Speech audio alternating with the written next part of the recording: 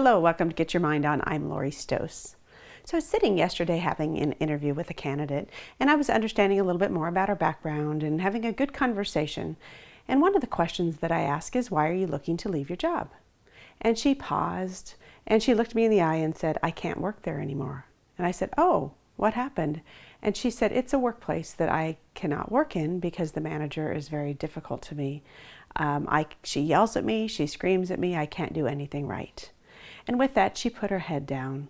And it was just a pause and a sad moment. And at that moment, it really made me to step back and think about something.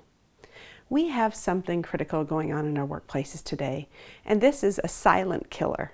And you might say, well, silent killer. When I think about silent killers, we hear about heart disease and some of those other types of things that are silent killers. But this is in the workplace. And this is a problem that we see every day, but it's not really talked about. It's the bully in the workplace. When you really think about bullying in the workplace, when I did some research on it, it's about 37 to 40% was the numbers that I read of bullying in the workplace. And we've all seen it. You can probably think about somebody who is one or somebody who has been a victim of the bullying. So when we look at that, we have to think about why has it continued on? Well, there's a little bit of difference between that bullying versus harassment and discrimination. And I think sometimes it's how can I make that clear? What really is it? And it's kind of the rules and the guidelines. So when we think about bullying, we really have to break it down a little bit and understand it better. I think obviously we have some HR rules and regulations and guidelines, but many times people have said, oh, I've said something about it and nothing ever gets done. Or it's my manager, so what am I supposed to do? And that was the case in this situation. It was about the manager. Well, let's talk about bullying and why bullying happens. Well, first, there's a good book called The Bully at Work, and they talk about 4 different types of bullies in the workplace. So let's think about the different types because you've probably seen them, or maybe you are one too. One is first the bully in the workplace that's the screamer. It's the person who is the one screaming, and they don't do it often, but once in a while they just go off and they scream and yell and sometimes even throw things, and they just cause a ruckus that paralyzes people. And it may not happen again often, but what it does is paralyze people to know that I can't really make the decisions. I can't move forward on things because of that fear that they went through during that experience, and they're afraid it's going to happen again. So it does paralyze. The second type of bully is the one who is the what we call the constant critic. It's the one who, it's behind closed doors, one-on-one, many times a manager with the individual that's really going through and giving them feedback, maybe sometimes even on performance review, and really constantly criticizing that person and kind of working with their identity in a negative way. So it's not loud and obnoxious, it's quiet and subliminal, and sometimes beating people down about their confidence level.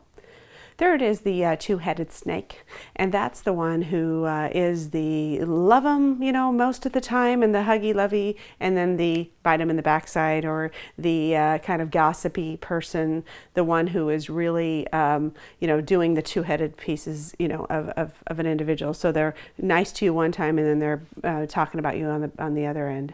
So that's really something that a person you probably know intuitively you can't trust. And a fourth, there's the gatekeeper. The gatekeeper is the one who, again, is another silent one. This is something that is about subconsciously but consciously leaving you off of emails, not providing information, not giving you access to calendars. Sometimes this could even be an administrative assistant or someone who has a lot of information and they're kind of a central hub, but they don't provide information. They delay projects, could be a project manager even, delaying things and not giving you what you need to be successful. And so that's kind of another quiet one, and someone you might not think about, but it just feels very frustrating working with them. So of course there's many types of bullies, and you might think about, gosh, is it male, is it female? It's both. It doesn't necessarily mean about the level. It could be managers, it could be associates, it could be subordinates. It's just all across the board. And so when we think about that, there is a little bit more that happens on the female front. The woman-to-woman bullying seems to be a little bit higher in terms of percentages. That insecurity or threatening intimidation comes up a lot. So sometimes we see more of that in the workplace. So you might also ask yourself, why do these people bully? I think that's the next thing is, okay, there's different types, and then you kind of wonder why. And the why behind it is really to gain control. Most bullies, it's around the controlling piece of their life. They want to be in control. Most of them have been bullied before. They've been growing up being bullied when they were younger, and that's usually where we hear about bullying, right? Right today in our schools and in the recess time and those kinds of things. But these people are people who are really hurting inside. There's lots of pain and lots of anguish. There's lots of insecurity. Some things happen through their life. So I think that's the biggest thing, is understanding where that's coming from. It's still not good, but it's kind of understanding it a little bit more. So it becomes a big part of our workplace, and I want you to really think about how can you first take charge of what bullying is. One is, have you ever been bullied in the workplace? And 2 is really stepping back and understanding the type of bully. And 3 is understanding how you can really think about the impact on you. So bullying is in our workplace. It's a silent killer over time. People leave and we don't know why, and hopefully they share that information with us as leaders, but sometimes they do not. So we as leaders really need to step back and think about our workplaces and think about how we can keep an engaging workplace for our employees, and how we can minimize bullying. Thanks for joining us today, and remember to get your mind on.